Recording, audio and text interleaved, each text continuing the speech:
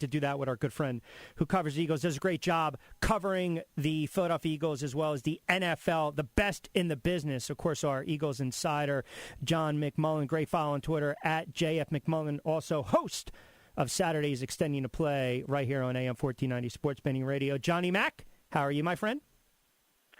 Doing well. Thanks for having me, Rich. Well, I always appreciate a couple moments. Listen, I think there's so many layers here to peel off, but it's very easy to get on the quarterback today. I want to get your thoughts overall on the performance of the head coach last night, Doug Pederson, and what in the world was he thinking? All this talk that was leaked out about Jalen Hurts getting so many more reps and more action in a game, and he's in there for one play, albeit a 6-yard completion. He's pulled, Carson comes in, and it's a sack. So give me your thoughts right now. I mean, it's ridiculous on the head coach and the game last night. Well, it was 2 plays, so let's be fair to Doug. He did come in later for a running play, but it was 2 plays total, which has been kind of the way they've used Jalen Hurts, which is a waste of time, and it's been that way all season. So it kind of tells me 2 things. A, the leaking wasn't coming from Doug Pederson. He doesn't want to play this guy. He doesn't want to play this kid, number one. And the second part is, you have an owner and a general manager who are sticking their nose into things and probably shouldn't, and we're finally getting to this point. I've talked about it for a number of years, Rich. I've been waiting for this to happen ever since the Super Bowl. Typically, coaches try to seize power. Doug Pederson never did. But at some point when you start to have personnel issues, well, the natural inclination is to want to be involved with those issues to try to fix them. And here we are. Doug's not involved with them, and he knows he's got bad personnel. And these 2 yahoos are trying to say a rookie quarterback who's never played before is the answer, or at least trying to spin it that way. So, yeah, I don't think he's happy right now, and he's doing what he wants to do. And if he gets fired, he gets fired. He'll be unemployed for about 30 minutes. I was about to say about 5 minutes. You're right.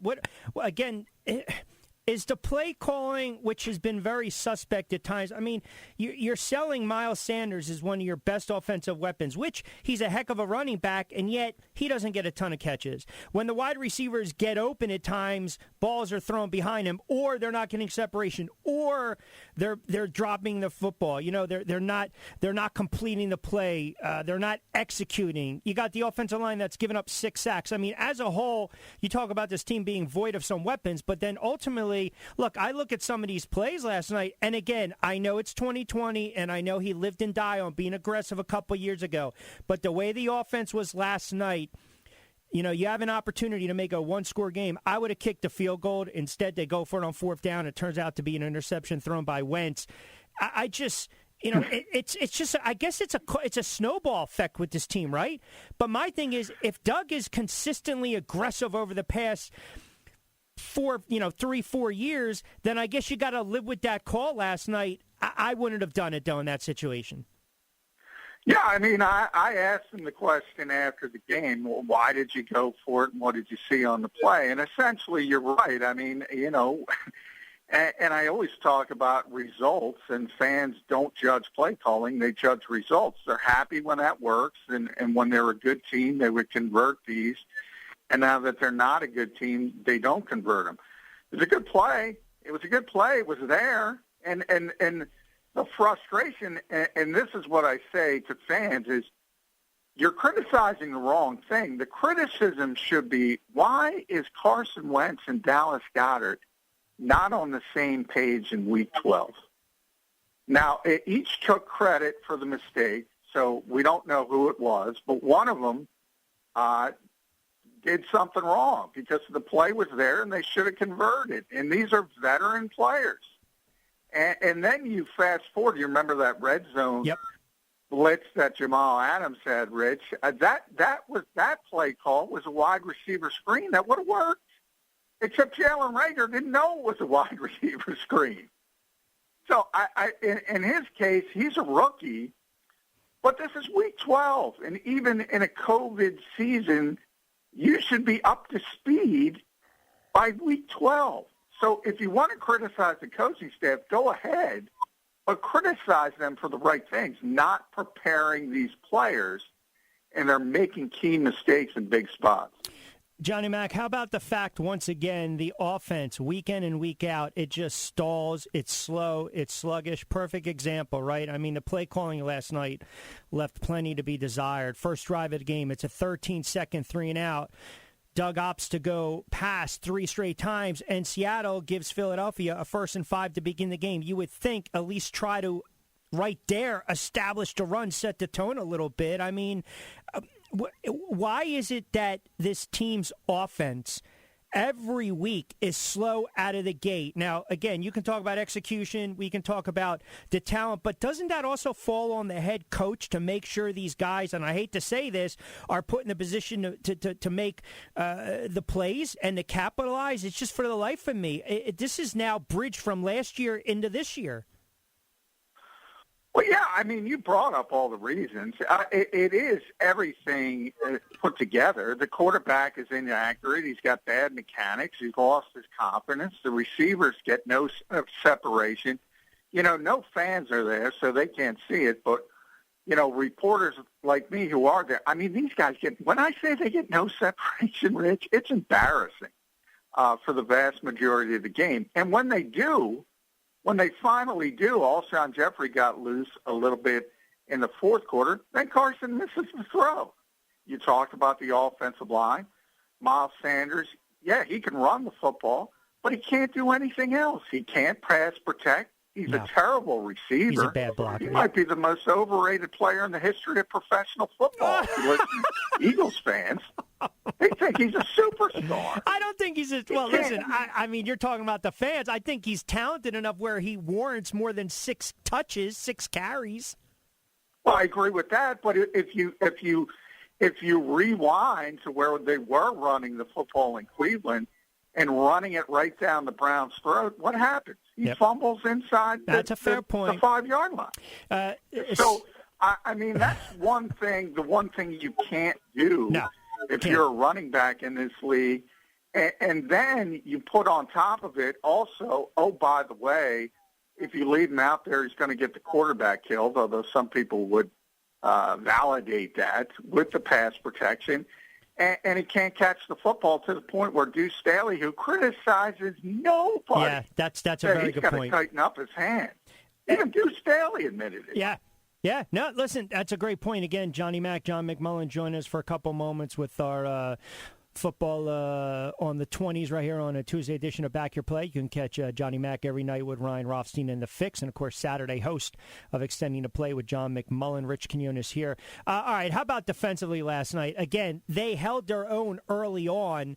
You know, you had some big stops, and, you know, they got pressure on Russell Wilson. But, again, just like any great quarterback, you give him some time to throw, and then you got a couple beasts back there as wide receivers who basically were winning some 50-50 balls and just out-physical, right? They were just being more physical than some of these corners and their and these safeties. And Slay had a rough go of it. I mean, look, a lot of players will against Metcalf, but it's just amazing. This kid last night, 10 of 177, and he had the big 52-yarder. I mean, 13 targets. He was just chewing up that defense, chewing up that secondary, I should say.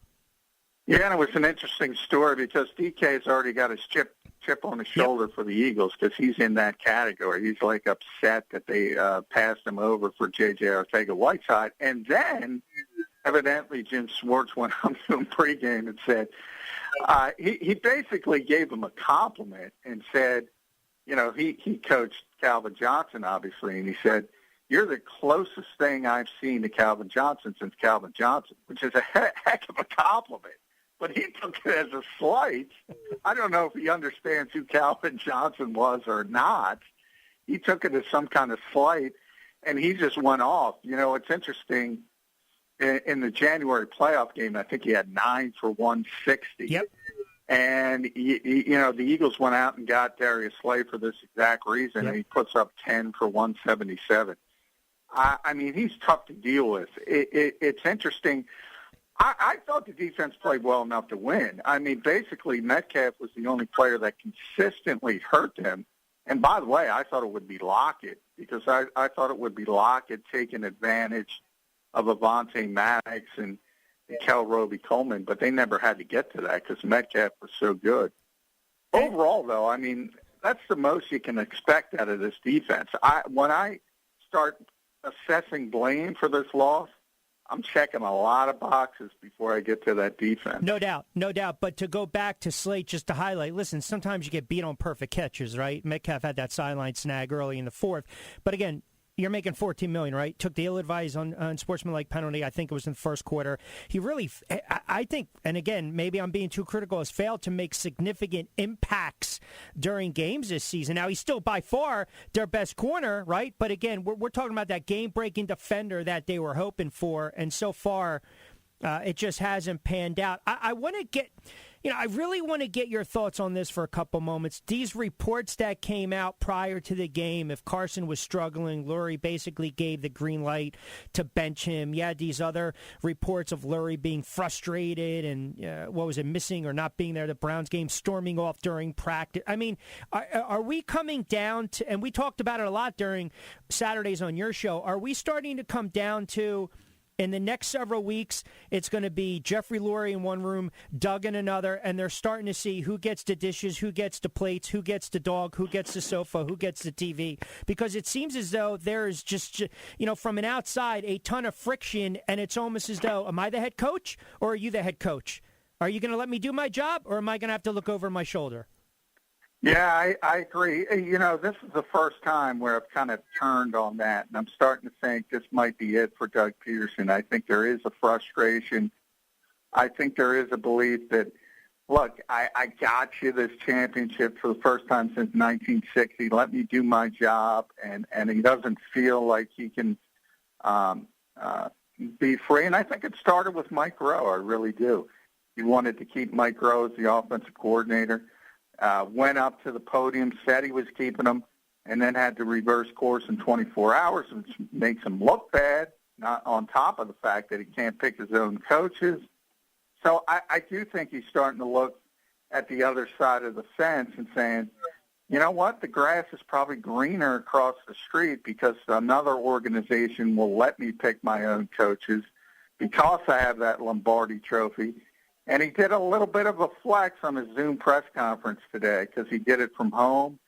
And anytime Doug does it from home, he's got the Lombardi trophy right there in the background. I saw you tweet that. You highlighted it. It still reminds me of Costanza driving around the parking lot. Yeah, well, and you and I talk about this all the time, Rich. Nobody thinks about the back end of this. Nope. Okay, let's get rid of Doug Pederson. Are you going to get somebody better to replace him? Does Jeffrey Lurie forget about Chip Kelly? This guy's so obsessed, and I wrote about this on Sports Illustrated today, so obsessed with being spun as an innovator. He's like a dog chasing his tail. And I say all the time, innovation by definition is new. Not everything new is innovative. He got caught in the snake oil salesman first. You're going to hear names like Lincoln Riley, guys like that. The other side of the Eagles fence is not going to be greener. No. I can almost guarantee that. But eventually heads roll, right? The axe comes down, and it's just a matter of who's making catches. Not even 3 years. We're not 3 years. Listen, I know. I get it. I mean, I cannot think of, we talked about this on your show on Saturday. I can't recall a quarterback that's regressed over the last several years. Name me a head coach that won a Super Bowl, and then he was out less than 3 years later. Well, that I agree with. I've never seen anything like this Carson Wentz regression. Never. I can't come up with a comp. It is unbelievable. I mean, this guy has been the worst starting quarterback in the NFL. And I'm not talking about backups. You can bring up the Ben DiNucci's. I'm talking about real starting quarterbacks. He's been the worst. And you can bring up all those ancillary issues, and they're real. The offensive line injuries, the offensive line giving up sacks, they stink. The receivers stink. I just gave you all the issues with Miles Sanders again and again and again. But that doesn't explain his regression. When receivers are open, he misses them. when there are opportunities to make plays. You know, Ryan Baldinger, everybody should go look at Baldy's Twitter feed. He put up a great clip where one of the issues with Seattle's defense, they never line up correctly. Well, they didn't line up over Jalen Reagor. Rager's got his hand raised saying, nobody's covering me. And Wentz doesn't see it. Quarterback's got to recognize that. And he throws into coverage. Yeah. Yeah, listen. I mean, it's, the guy's a mess. Yeah, and you're right. And how do you fix it? You know, I said during the opening monologue, this isn't Humpty Dumpty, right? You're not going to be able to glue this back together. I mean, I hate to keep saying it, there's such a disconnect. They're a broken team right now. And I guess, you know, if you're a diehard fan here and they're sitting at 3-7-1, and I think it was either Martin Frank or Bobby G that came on the show that said, look, the ceiling is they can make a nice run. The floor is they can lose the rest of their games. Well, they've lost 3 straight. And, oh, by the way, you've got Green Bay, the Saints, the Cardinals, Dallas, and Washington. It's not going to shock me if this team starts making business decisions and they lose 4, 5, 6 in a row. No, they already have. They're going to release Will Parks today, who's a veteran player, signed a 1-year deal. He's not going to be back next year, so they want to start looking at younger safeties. That part of the stuff has already started. You saw it with Jordan Mailata, who actually played well, probably the best offensive lineman they had against Seattle. So they're already starting that turn towards evaluation. And obviously the biggest thing is quarterback. And by the way, you can bench Carson Wentz. Nobody can defend Carson Wentz at this point. He's played that poorly. So I'm not going to argue that. If that's the way you want to go, fine. Bench him. Let's see what Jalen Hurts has. The only wrong answer at the quarterback position, Rich, is what they're doing now. Both. Yep. No bringing in one guy for a play here, play there. Pick one guy. Stick with and it. Play him. Yep. Listen, you have 2 goalies in hockey. What does that mean? You don't have a starting netminder. I mean, that's just... Exactly. We'll close with this. So you believe if this thing, which continues to unravel, can you foresee a situation where Doug gets so beside himself where he's like, you know what, there's going to be openings around the league. I don't need this anymore. I just don't. And resigns? Or what's more, what is more feasible? He resigns or he gets fired? Or none of the above? He's the head coach next year. I think everything's on the table. I think everything is feasible. I think he's frustrated. I think he will look, and to me it doesn't matter, resign, fire. Again, he's going to be unemployed for a half hour. I mean, somebody's going to bring him in to be a coach. He understands that. He realizes that. So I think he's weighing that right now. It's like, do I want to go away from this particular situation, or does he want to show loyalty to this organization? And he has tremendous loyalty for this organization. He was a player here. He was an assistant coach, and they gave him the chance to be a head coach. So I won't downplay that part of it, but I do think he's getting frustrated with people sticking their nose in the things they shouldn't be sticking their nose into. I'm telling you, every segment with you, I can probably throw you 3 or 4. I'm starting to think Carson Wentz. Remember the episode where Jerry was dating the girl who was a two-face? Oh, yeah. Two-face on the porch. Johnny Mac. Hey, that good lighting is underrated, Rick. You know, you're attractive. You know, you're a TV guy. No, good lighting for the rest of us. Good lighting's important. I will. We'll tune you in tonight with Ryan, and then we'll be back in the saddle Saturday morning, pal. I always appreciate it. All right, thanks, Rich. Appreciate it. All right, he's the best in the biz, Johnny Mac, Johnny McMullen. Yeah, everything goes back to Seinfeld.